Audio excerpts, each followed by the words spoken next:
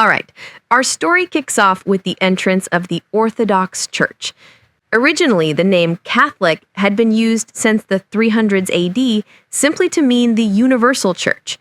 Back then, the Archbishop of Rome, the Pope, wasn't exactly seen as the supreme leader of everything, not even close. But then this Pope starts holding coronations for emperors and orchestrating all sorts of political shows, steadily growing his power.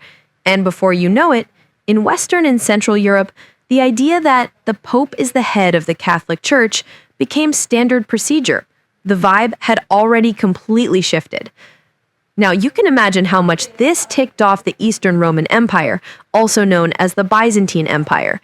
They were like, "Excuse me? We're the OGs here."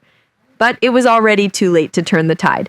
So they said, "Screw it. They're the fakes. We are the true Orthodox Church," and started calling themselves the Orthodox Church. Since they were in the East, they're also known as the Eastern Orthodox Church. See? Are you getting the feeling that the history of Christianity is basically world history? This whole split between the Roman Catholic and Eastern Orthodox churches was a massive event that shook the world. If you don't get this part, you can't understand what the Holy Roman Empire was or why nations were constantly splitting up and fighting each other. Anyway, as the power of the Eastern Orthodox Church weakened, the power of the Roman Catholic Pope skyrocketed. And this is how medieval Europe truly began. And if you had to sum up medieval Europe in a single word, that word would be indulgences. Indulgences are the perfect example of how the Roman Catholic Church became a stagnant swamp, just unbelievably corrupt as it entered the Middle Ages. Here's what an indulgence was. For people worrying, "I've sinned, what if I go to hell?" the church would basically say, "Just buy this piece of paper, you'll be fine." Honestly, you can't just blame the church's corruption. From the people's perspective, common sense says if you sin, you should repent and decide, "I'm going to live a better life from now on." But that took too much effort, and they still didn't want to go to hell. This whole mess was created by a fundamental human weakness, not wanting to go to hell and being terrified of death. Where there's a demand, there's a supply, right? People started looking for an easy way out of damnation. As this era of corruption continued, what happens next? Martin Luther's 95 Theses. He was the one who said the Roman Catholic Church is seriously wrong. It's full of contradictions. Where in the Bible does it even mention a pope? And you guys selling indulgences is also completely messed up. He laid out all these problems in his 95 Theses. The 95 Theses meticulously picked apart the contradictions of the Roman Catholic religion. But just because Martin Luther posted his theses didn't mean the Reformation started immediately. It's not like Luther came out from day one with guns blazing shouting, "The Catholic Church is rotten to the core, time for a revolution." In the beginning, the original intent of Luther's 95 Theses was more like, "Our Roman Catholic Church has some shady corners and a lot of problems right now, but I believe our Pope is capable of change. If we all get our act together, we can clean up this corruption." But the Pope's reaction was to yell, "Seize that heretic and kill him immediately!" And with that over-the-top response, the Reformation officially kicked off. "We need a clean religion again, a Christianity that properly follows Jesus Christ, one that goes by the book, the Bible. Where in the Bible is there a Pope? Where does it say to sell indulgences?" People started to agree, thinking Martin Luther has a point. They started saying we need to create and believe in a proper form of Christianity, and a new branch of Christianity began to spread. And what was that? The emergence of Protestantism. Protestantism spread across Europe at an incredible speed. Why so fast? You'd be wrong to think it was just because the Catholic Church was corrupt, so it's time for a clean religion. There was another reason. And what was that? Politics needs religion, and sometimes it wants to swap out that religion for a new one. That's the key. Here's what I mean. Back in medieval Europe, centered around the Holy Roman Empire, a single word from the Pope could turn any king into a heretic. Let's say the king of country A did something the Pope didn't like. The Pope could just declare, "People of God, your king is a rotten heretic, a devil." And then the people would be like, "Get him! His Holiness the Pope said we can take him down. God has given us permission." And they'd drag the king off his throne. In a situation like that, all of Europe was basically in the Pope's palm. And the kings were sick of it. Tons of rulers who couldn't stand this started thinking, wait a minute, Protestantism doesn't have a pope. Does that mean we don't have to walk on eggshells around him anymore? Jackpot! With Protestantism, there was no pope to push them around, no one to tell them what to do. It was a total no-brainer. So, the Reformation spread to countless European countries because kings and lords adopted it, shouting, "A popeless Protestantism that can't mess with our royal power? Yes, please!"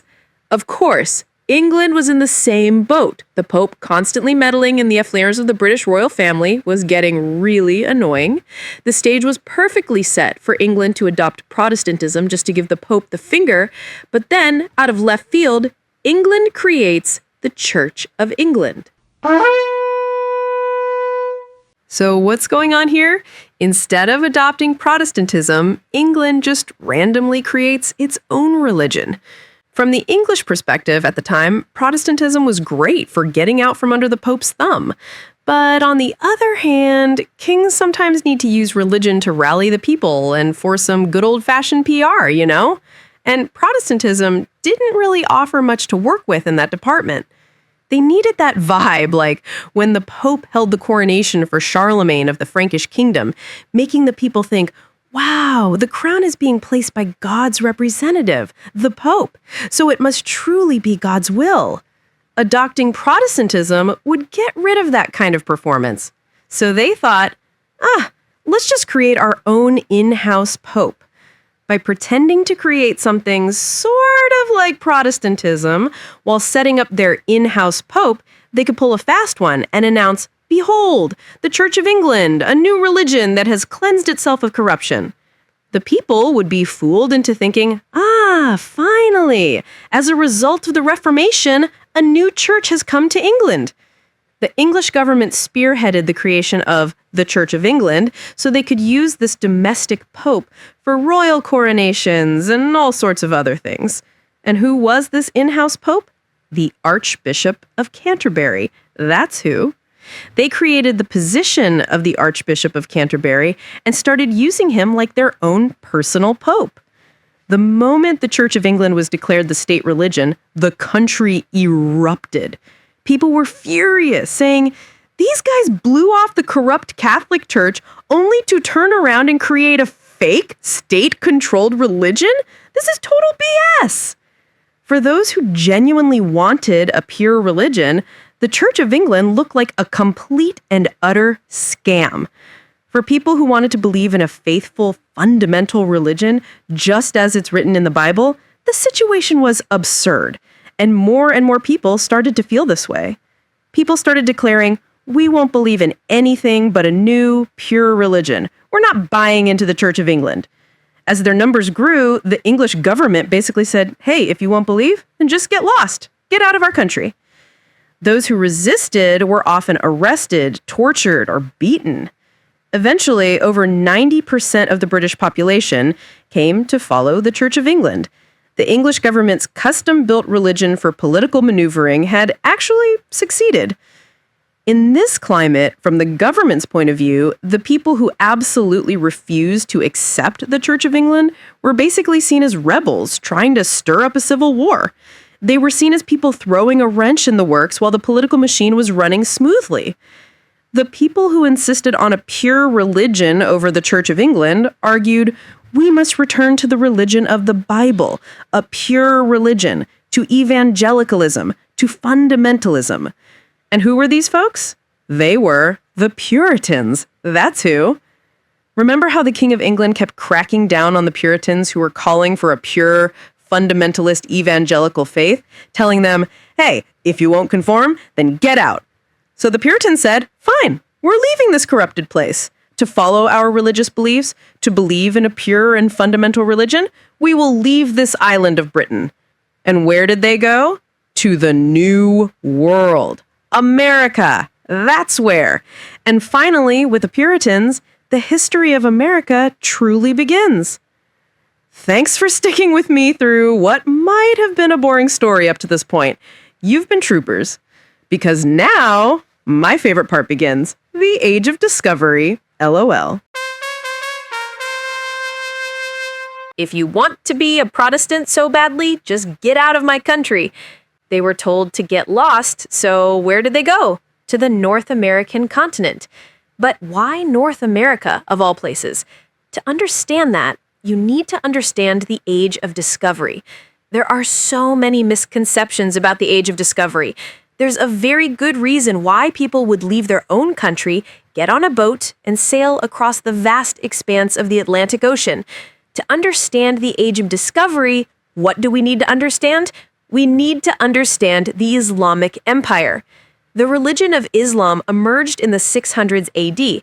After its founder, Muhammad, died, the Islamic Empire expanded its territory at an insane rate.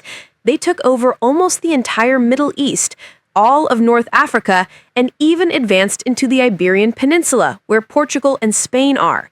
During this time, trade and commerce in the Mediterranean were completely dominated by the Islamic world. I mean, of course they did. Look at how much territory they controlled. But why did they have such a monopoly on trade? Well, what were the hottest items in Europe during the Middle Ages? Chinese goods, made in China, and Indian goods. They were incredibly popular. But back then, to get goods from China and India, you absolutely had to pass through one region, the Middle East. And because of that, Islamic merchants were the middlemen who controlled everything. The European nations were like, seriously, the Muslims are selling everything. How are we supposed to make a living? And among them, one country was getting the shortest end of the stick. Which one? Portugal. Just look at Portugal's location. For Portugal to buy pepper, it had to start in India, travel the Silk Road, go through an Islamic merchant, get it shipped across the Mediterranean, get its price jacked up again in Spain, and only then would it arrive in Portugal. It was a hopeless situation. They had to buy it at an insane markup. So who kicked open the door to the Age of Discovery in medieval Europe? Portugal did. And why were they the first? Because they were sick of the middlemen's price gouging. It was just too expensive. They felt like they were going to go bankrupt. With their powerful neighbor Spain always being a threat and Islamic merchants dominating trade, they took to the seas first simply to survive. So you can think of the Age of Discovery as being started by Portugal. Back when the Age of Discovery began in the early to mid-1400s, sailors were barely leaving the Mediterranean. Who would dare cross the Atlantic?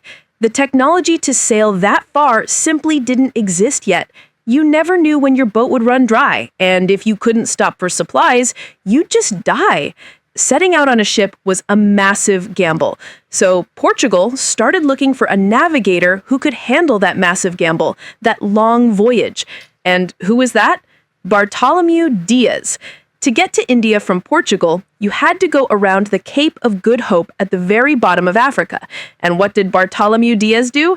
He's the guy who made it to the Cape and back. And why the Cape of Good Hope? When Diaz first got there, he called it the Cape of Storms.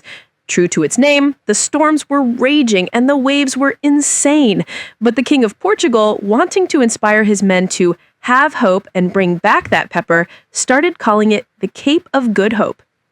Portugal was now looking for the next navigator. Who can we hire to make it all the way to India and back? And just then, some con man shows up.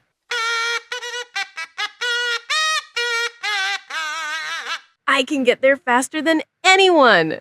This con man appears out of nowhere and claims that if you give him money, he can get to India direct, super fast.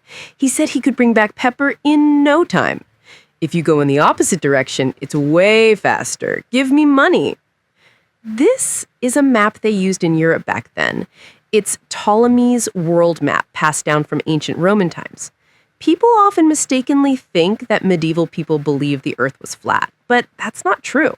Since the time of ancient Rome, anyone who was anyone knew the earth was more or less round. So this con man's claim that the earth is round so you can get there faster by going the other way actually had some logic to it. If you look at the map, besides Europe and Asia, continents like North America, South America, and Oceania are pretty much missing. So the calculation was that if you sailed west from Europe, you'd arrive directly in India. It was a very plausible sounding scam. So this con man asked Portugal for an investment, but they didn't fall for it and told him to get lost. Since his pitch didn't work in Portugal, where do you think he went next? Right next door to Spain to start running his scam there. The con man said, "What are you going to do if Portugal gets to India first and brings back all the pepper? Spain is also struggling, buying pepper at high prices from Islamic merchants. Shouldn't you get pepper from India even faster than Portugal?" He was laying on the ultimate con. And who was this con man? Columbus. That's who. People tend to overestimate Columbus. Of course, he opened up a sea route to the New World that later became incredibly valuable. But this guy wasn't exactly a great benevolent figure. He was a massive fraud. Columbus believed the Earth was round. He figured the Earth is a sphere, Spain is here, India's on the other side, and there's nothing in between. At the time, Europeans had no idea that the North and South American continents even existed. They thought the planet only had Europe, Africa, and Asia, so sailing west would take them straight to India. So, Spain, duped by the con man Columbus, gave him a ton of money and sent him on a voyage to bring back pepper ASAP. But here's where the problem started. He went out there and ran into the Americas, LOL. Yep, he ran right into it. A continent that didn't exist in the minds of Europeans was blocking his path. The moment he landed on this continent that was in his way, what does Columbus say? It's India! Yep, he says it's India. What's the proof? I don't know. It's just India. And the people who live here? They must be Indians. From the Spanish government's perspective, they'd thrown all this money at him to bring back pepper, and all he did was talk about India, India, without bringing back a single peppercorn. Why? Because it wasn't India. But while Columbus was screwing around over here, Portugal sent Vasco da Gama, who went and reached the real India. While Columbus was spouting nonsense in Central America, claiming it was India, Vasco da Gama had reached the real deal. He came back with boxes of pepper telling stories like, "Whoa guys, in India, people ride elephants, and get this, they eat curry with their hands. No spoons. That's what India's like." Meanwhile, Columbus was still over there sticking to his bluff that he'd found India. In the end, Columbus was treated as a con man back in Spain, and his final years were quite miserable. He died of syphilis. Let's go get pepper and gold like Portugal.